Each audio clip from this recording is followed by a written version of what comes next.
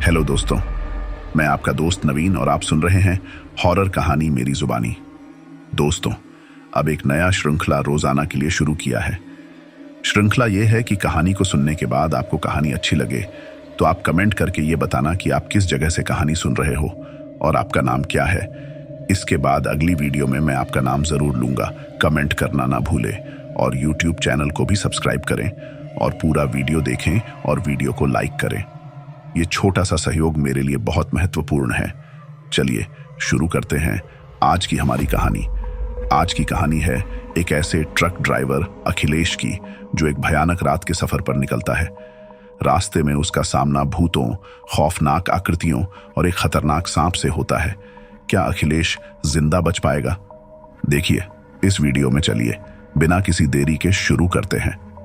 अखिलेश जौनपुर का एक मजबूत ट्रक ड्राइवर चिलचिलाती गर्मी की रात में राष्ट्रीय राजमार्ग पर दौड़ रहा था। हवा में नमी का एक कतरा भी नहीं था, बस धूल भरी हवा का थपेड़ा था। उसके माथे पर पसीना जम गया था, फिर भी उसकी नजरें सड़क पर टिकी रहीं। रेडियो हमेशा की तरह टूटा हुआ था, जिससे सिर्फ फुफकार निकलती थी। अकेलेपन को दूर करने के लिए अखिलेश ने पुराने भोजपुरी गीतों को गुनगुनाना शुरू किया। ट्रक का सामान लखनऊ से कटनी जा रहा था। यह रात का सफर अखिलेश को पसंद नहीं था, लेकिन मालिक की जिद के आगे झुकना पड़ा। रात के अंधेरे में सड़कें सुनसान थीं, बस दूर दूर तक ट्रक की हेडलाइट्स की रोशनी ही दिखती थी। अचानक अखिलेश को लगा सामने से आने वाले ट्रक की हेडलाइट्स थोड़ी विषम है। वे असामान्य रूप से चमकदार और हरी थीं। हैरानी में उसने हॉर्न बजाया, मगर जवाब में कोई आवाज नहीं आई। तभी हरी रोशनी तेजी से पास आने लगी। डर के मारे अखिलेश ने स्टीयरिंग घुमाया और ट्रक को सड़क के किनारे ले गया। ट्रक उसके बगल से गुजरा। अखिलेश ने कांपते हाथों से साइड मिरर में देखा। ट्रक का डिब्बा काला था, किसी भी तरह का लोगो या नंबर प्लेट नहीं था। हरी रोशनी उसके अंदर से आ रही थी, जो खिड़कियों से छनकर बाहर निकल रही थी। अजीब सी गंध ट्रक से निकल रही थी, सड़े हुए फूलों जैसी, जो अखिलेश की नाक में चुभने लगी। हरी रोशनी वाला ट्रक कुछ दूर आगे निकल गया, फिर अचानक सड़क के किनारे रुक गया। अखिलेश ने अपना ट्रक रोका और दूर से देखने लगा। कुछ देर तक कुछ नहीं हुआ। फिर हरी रोशनी का डिब्बा धीरे धीरे खुलने लगा। डिब्बे के अंदर से एक अजीब सी आकृति निकली। यह आदमी जैसी थी, लेकिन बहुत लंबी और दुबली थी। उसका पूरा शरीर सफेद चादर से ढका हुआ था, सिर्फ उसके काले पैर बाहर दिख रहे थे। आकृति ट्रक से उतरी और सड़क पर खड़ी हो गई। अखिलेश के रोंगटे खड़े हो गए। वह हिल भी नहीं पा रहा था, बस डर के साथ उस भयानक दृश्य को देखता रहा। आकृति सड़क पर खड़ी रही, फिर धीरे धीरे अखिलेश के ट्रक की तरफ चलने लगी। हर कदम के साथ हरी रोशनी उसका पीछा कर रही थी। अखिलेश के दिमाग में एक ही ख्याल था, भागना। उसने इंजन स्टार्ट किया और ट्रक को आगे बढ़ाया, लेकिन ट्रक ने हिलना भी शुरू नहीं किया, जैसे कोई अदृश्य ताकत उसे रोक रही हो। आकृति ट्रक के ड्राइवर वाली सीट के सामने आकर खड़ी हो गई। डर के मारे अखिलेश ने आंखें बंद कर ली। उसने अपने गुरु द्वारा दिए गए मंत्र का जाप करना शुरू किया। कुछ देर तक कुछ नहीं हुआ, फिर उसने धीरे से आंखें खोली। आकृति गायब हो चुकी थी। ट्रक स्टार्ट हो गया। राहत की सांस लेते हुए अखिलेश ने ट्रक को आगे बढ़ाया। रात गहराती जा रही थी, पर अब उसे रुकने की हिम्मत नहीं थी। हरी रोशनी वाले ट्रक और उस भयानक आकृति का ख्याल मन में घूम रहा था। जल्द से जल्द कटनी पहुंचने की जद्दोजहद में अखिलेश ने रात का खाना भी नहीं खाया। कुछ घंटों बाद अचानक एक सुनसान इलाके में पहुंचा। यहां सड़क के दोनों ओर घने जंगल थे, जिससे रात का अंधेरा और भी गहरा लग रहा था। दूर दूर तक कोई रोशनी नहीं थी। तभी रेडियो में अचानक एक पुरानी भोजपुरी फिल्मी गाना बजना शुरू हुआ। अखिलेश चौंक गया। उसने रेडियो को सालों पहले ही तोड़ दिया था। गाने की आवाज धीमी और भयानक थी। गाने में एक औरत की चीख पुकार सुनाई दे रही थी। गाना खत्म होते ही रेडियो से एक कर्कश आवाज गूंजी, अभी तो खेल शुरू हुआ है अखिलेश। अखिलेश का दिल दहल गया। उसे लगा जैसे कोई उसे देख रहा है। उसने गाड़ी की स्पीड बढ़ा दी, लेकिन गाना फिर से शुरू हो गया, इस बार और तेज आवाज में। गाने के साथ ही ट्रक के पीछे तेज रोशनी पड़ने लगी। पीछे मुड़कर देखा तो कई मोटरसाइकिलें तेज रफ्तार से आ रही थी। उनकी हेडलाइट्स लाल थीं, जो जंगल के पेड़ों पर खौफनाक साया डाल रही थीं। अखिलेश ने तेजी से गाड़ी चलाना जारी रखा। उसने सोचा शायद ये कोई बदमाश होंगे। थोड़ी देर बाद मोटरसाइकिलों ने उसे घेर लिया। उनकी रफ्तार इतनी कम हो गई कि अखिलेश धीरे धीरे गाड़ी चला सके। एक बाइक पर सवार आदमी ने काला चश्मा लगा रखा था। उसने अखिलेश को रुकने का इशारा किया। डर के मारे अखिलेश ने ट्रक रोक दिया। बाइक सवारों ने उसे घेर लिया। वे सभी काले कपड़ों में थे और उनके चेहरे पहचानने लायक नहीं थे। उनमें से एक ने आगे बढ़कर ट्रक का दरवाजा खोला। कहां जा रहे हो भाई? उसने पूछा। उसकी आवाज कर्कश थी। अखिलेश ने घबराते हुए कहा, कटनी जा रहा हूं, सामान पहुंचाना है। बाइक सवार उसे घूरने लगे।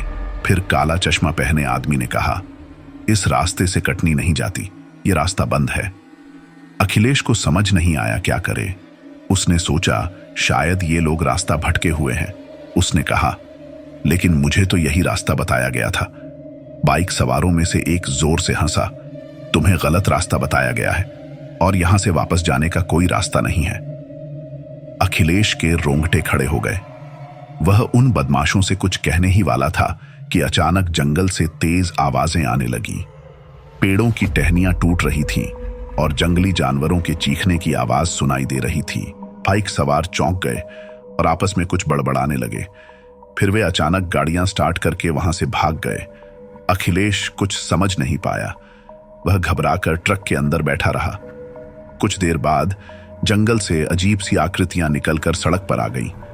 अंधेरे जंगल से निकलने वाली आकृतियां भयानक थीं।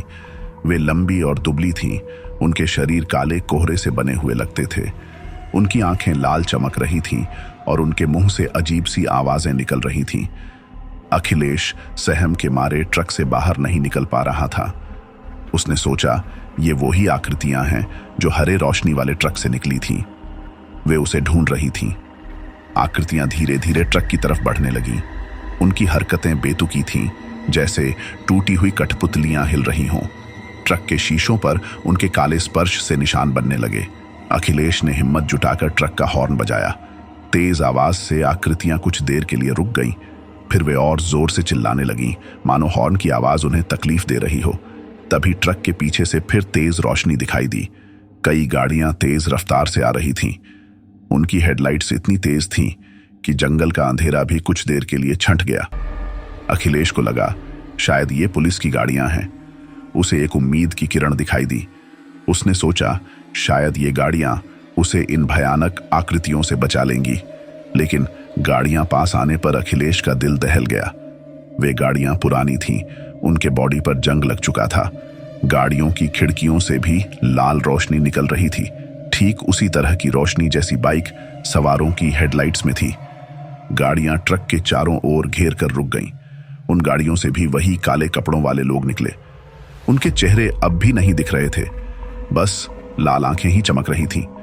उनमें से एक आदमी आगे बढ़ा और ट्रक का दरवाजा खोला। अच्छा, तुम यहीं थे, उसने कहा। उसकी आवाज पहले से भी ज्यादा खौफनाक थी।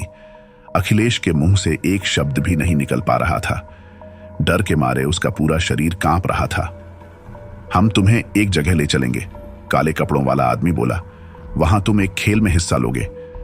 अखिलेश उन्हें मनाना चाहता था, लेकिन उसकी आवाज ही नहीं निकल रही थी। दो आदमी ट्रक में चढ़े और अखिलेश को बीच में दबाकर बैठ गए। फिर वे ट्रक को स्टार्ट करके उस काफिले के पीछे चलने लगे। कुछ ही देर बाद जंगल खत्म हुआ और एक सुनसान मैदान सामने आया। मैदान के बीच में एक विशाल पेड़ खड़ा था, जिसकी टहनियां टेढ़ी मेढ़ी थीं और जिस पर एक भी पत्ता नहीं था। पेड़ के नीचे एक आग जल रही थी, जिसकी रोशनी लाल थी। आगे बढ़ने पर अखिलेश ने देखा कि मैदान में पहले से ही कई ट्रक खड़े हैं। उनके डिब्बे खुले हुए थे और उनमें से खून की दुर्गंध आ रही थी।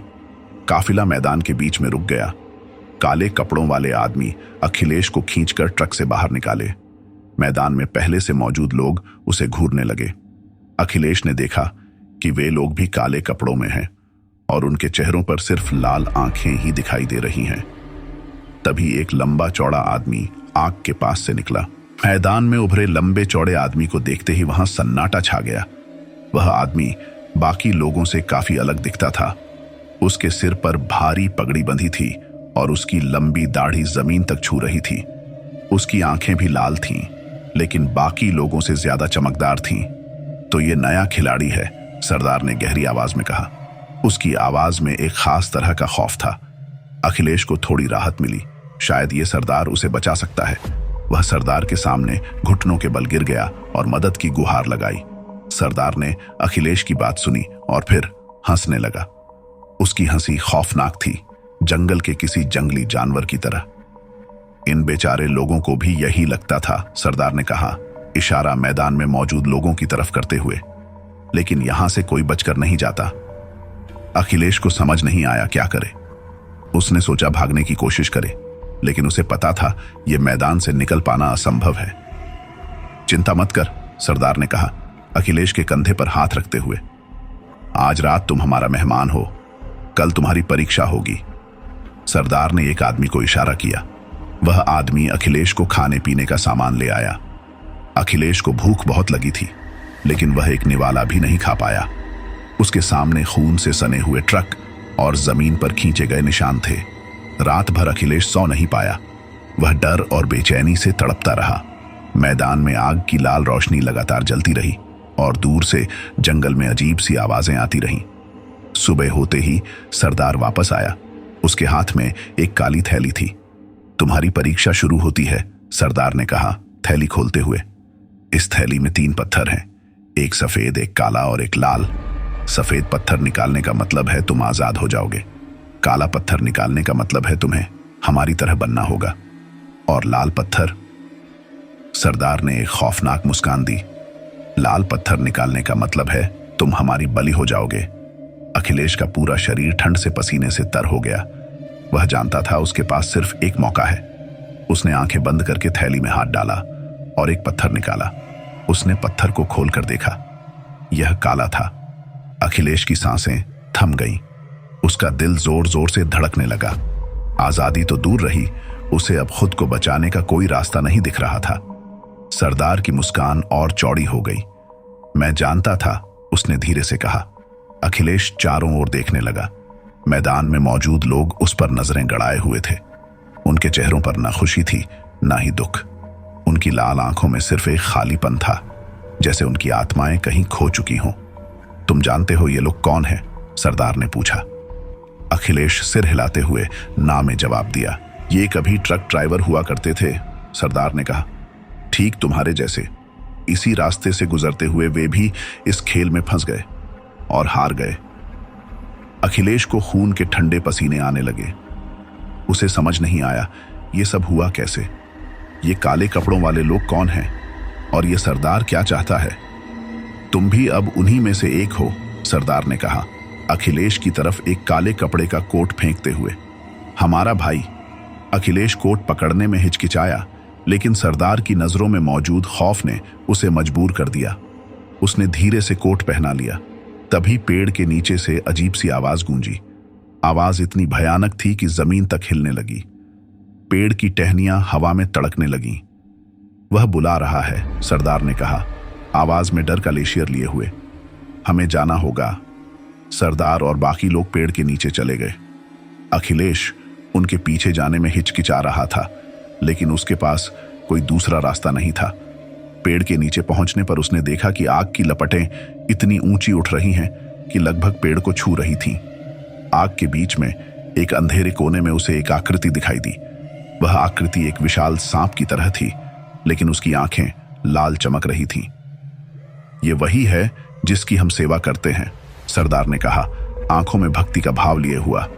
यह हमें शक्ति देता है, हमें अमर बनाता है। अखिलेश को उल्टी आने जैसा महसूस हुआ।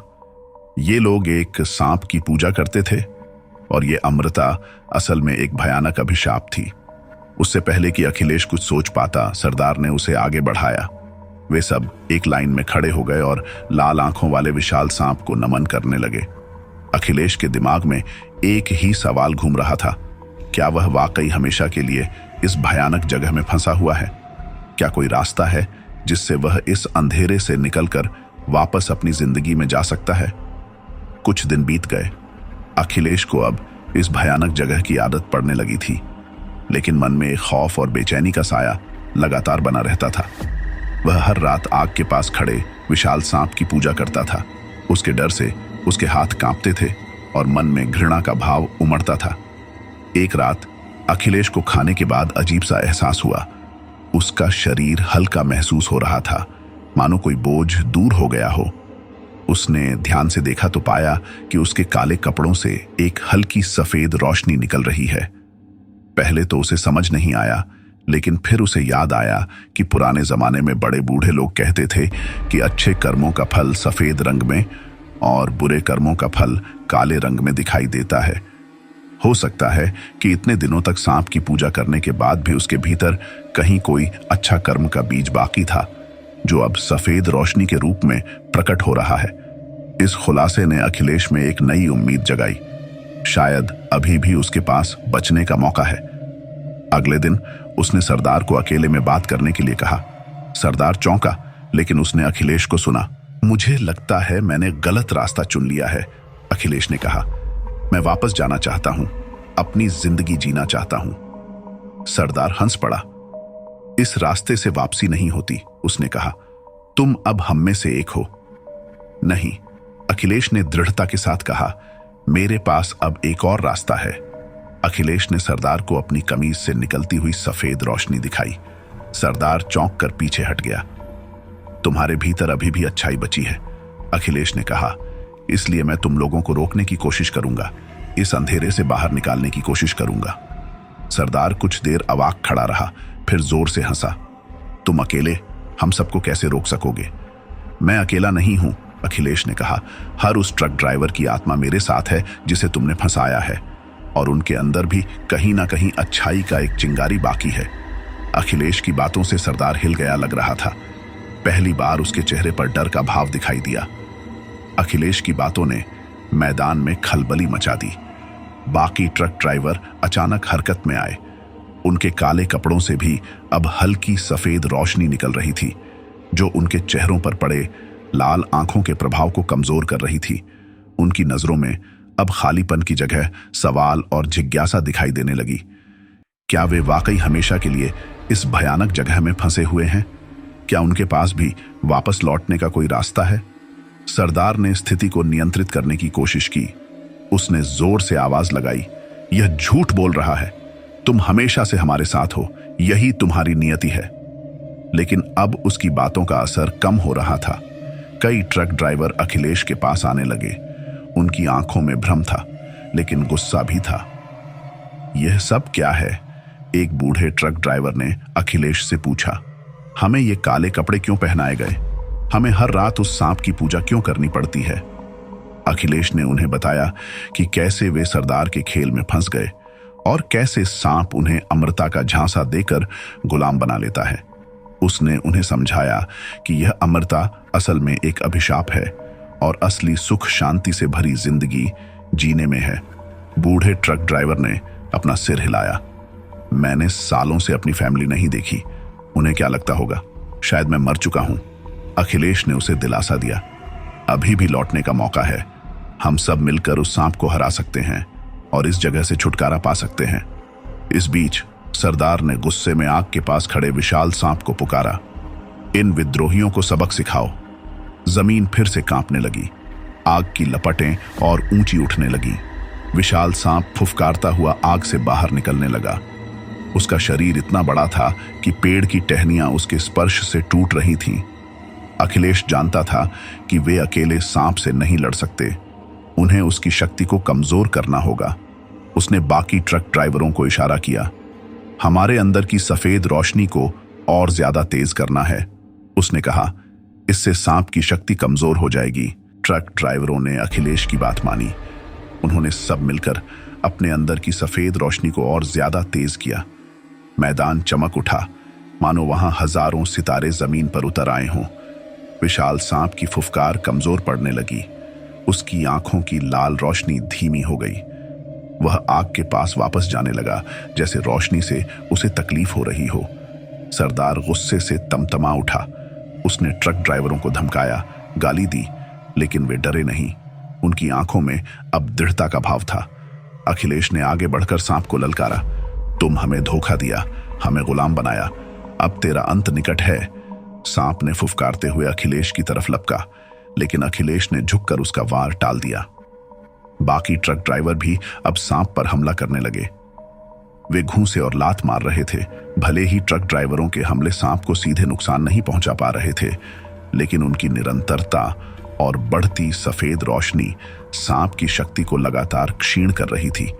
उसकी फुफकार अब कमजोर कराहने जैसी हो गई थी। अचानक अखिलेश को याद आया कि उसने हरे रोशनी वाले ट्रक के पीछे एक अजीब निशान देखा था। क्या वह निशान ही सांप की शक्ति का स्रोत हो सकता है? उसने बाकी ट्रक ड्राइवरों को यह बात बताई और वे सब मिलकर पेड़ के पास दौड़े। पेड़ की जड़ों के पास खुदाई करने पर उन्हें वही निशान मिला। अखिलेश ने अपनी सारी शक्ति लगाकर उस निशान को मिटाना शुरू किया। बाकी ट्रक ड्राइवर भी उसकी मदद करने लगे। जैसे ही निशान मिटता गया, सांप की चीख तेज होती गई। अचानक एक तेज रोशनी चमकी और सांप का विशाल शरीर हवा में राख बनकर बिखर गया। पेड़ भी सूख गया और जमीन पर गिर पड़ा। मैदान में सन्नाटा छा गया। ट्रक ड्राइवर एक दूसरे का चेहरा देख रहे थे। क्या वे वाकई आजाद हो गए थे? अखिलेश ने चारों ओर देखा। जंगल का रास्ता अब साफ दिखाई दे रहा था। हवा में आजादी की खुशबू महसूस हो रही थी। धीरे धीरे ट्रक ड्राइवरों के चेहरे खुशी से खिल उठे। वे एक दूसरे को गले लगाने लगे, हंसने लगे। सालों बाद उन्हें अपनी जिंदगी वापस मिली थी। उन्होंने ट्रक चालू किए और एक लंबी कतार में जंगल से बाहर निकलने लगे। अखिलेश सबसे पीछे चल रहा था। उसने पीछे मुड़कर मैदान पर एक आखिरी नजर डाली। वह भयानक मैदान अब सिर्फ एक सुनसान जमीन थी। पेड़ के अवशेष और जली हुई जमीन ही इस बात की गवाही दे रहे थे कि यहां कभी कुछ भयानक हुआ था। अखिलेले ने रियर व्यू मिरर में देखा। जंगल पीछे छूटता जा रहा था। अब सामने सिर्फ सड़क का लंबा रास्ता था जो उसे उसकी जिंदगी, उसके परिवार के पास ले जा रहा था। एक लंबी सांस लेते हुए अखिलेश ने मुस्कुराया। वह वापस आ गया था और इस बार वह अकेला नहीं था। उसके साथ उसके साथियों की सफेद रोशनी थी जो उसे हमेशा याद दिलाएगी कि अच्छाई और उम्मीद कभी नहीं मिटती। दोस्तों, यह थी आज की कहानी। इसके बाद दोस्तों हम वापस श्रृंखला शुरू करेंगे जो मैंने कल आपसे कहा था। साथ ही जिन लोगों ने कल की कहानी सुनने के बाद कमेंट करते हुए अपना नाम और जगह बताया था, अब उन लोगों का नाम लेता हूं। पहला नाम है यूएई शारजाह से सुल्तान। अगला नाम है सऊदी अरब से शेर खान। अगला नाम है करबी अंगलोंग डिफू से वेसोंग हंजंग। अगला नाम है चेन्नई से डाया से शादरी। अगला नाम है पंजाब से दीपाली वर्मा। अगला नाम है कोलकाता से राबी शॉ। अगला नाम है दिल्ली मोतीबाग से खुशी। अगला नाम है अहमदाबाद गुजरात से मिहिर। अगला नाम है पुरुलिया से आनंद। अगला नाम है यूपी से अफजल अली। अगला नाम है दिल्ली से सुभाष कुमार। अगला नाम है सुरेंद्र नगर गुजरात से काजल। अगला नाम है ओडिशा से चिट्टा रंजन। अगला नाम है गुजरात से गोविंद यादव। अगला नाम है बिहार पावापुरी से सोमनाथ चौहान। अगला नाम है दिल्ली से गगन जोहार। अगला नाम है दिल्ली से कुणाल। अगला नाम है दिल्ली से मिस्टर मलिक। अगला नाम है यूपी से सुमित राज। अगला नाम है जालंधर से रवि। अगला नाम है मुंबई से सबीना शेख। अगला नाम है कुवैत से सुहैब। धन्यवाद दोस्तों, मिलते हैं अगली वीडियो में।